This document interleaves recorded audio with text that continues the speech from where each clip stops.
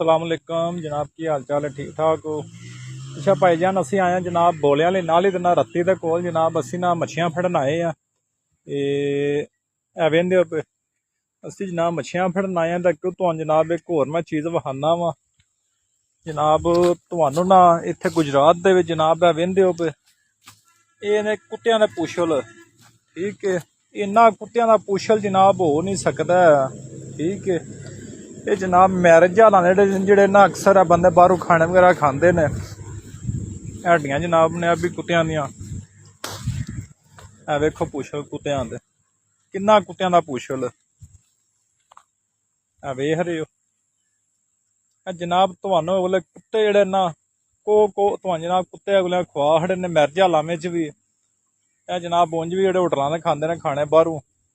ठीक है जनाब, तुहानू सिर्फ वीडियो इस वास्ते लगा विखाण।